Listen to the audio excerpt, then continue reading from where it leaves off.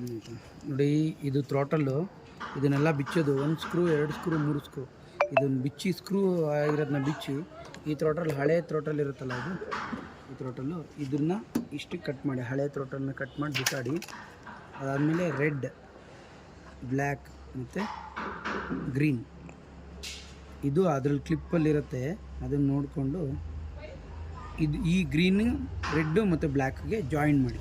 ನೋಡಿ ಈ ಕ್ಲಿಪ್ಸು ಯಾಕೆ ಅದನ್ನು ಅಂದರೆ ನೋಡಿ ಈ ಕ್ಲಿಪ್ಗೆ ಈ ಕ್ಲಿಪ್ ಆಗಲ್ಲ, ಲಾಕ್ ಆಗಲ್ಲ. ಹಾಗಾಗಿ ಹಳೆಯ ಕ್ಲಿಪ್ನೇ ಕಟ್ ಮಾಡಿಕೊಂಡು ಇದನ್ನು ಕಟ್ ಮಾಡಿಕೊಂಡು ಇದಕ್ಕೆ ಜಾಯಿನ್ ಮಾಡಿ ಟೇಪ್ ಹೊಡಿವಿ. ಅವಾಗ ಅದಕ್ಕೆ ಹಾಕಿ ವರ್ಕ್ ಆಗುತ್ತೆ. ಇವಾಗ ಇದಕ್ಕೆ ಹಾಕಿದ್ರೆ ವರ್ಕ್ ಆಗುತ್ತೆ. ರೆಡ್ಡನ್ನು ನೋಡಿ ಇಲ್ಲಿ ರೆಡ್ ಮಾರ್ಕ್ ಇದೆ ನೋಡಿ, ರೆಡ್ ಬ್ಲ್ಯಾಕ್ ಗ್ರೀನ್ ಇದಕ್ಕೆ ಕನೆಕ್ಟ್ ಮಾಡಿ ಈ ರೆಡ್ ಬ್ಲ್ಯಾಕ್ ಗ್ರೀನ್ನ ಇದಕ್ಕೆ ಜಾಯಿನ್ ಮಾಡಿ ಟೇಪ್ ಹೊಡೆದ್ಬಿಟ್ರೆ ವರ್ಕ್ ಆಗುತ್ತೆ. ಥ್ರಾಟಲ್ ಎಕ್ಸ್ಲೇಟ್ರ್ ಕೊಡೋವಂಥದ್ದು ಇದು.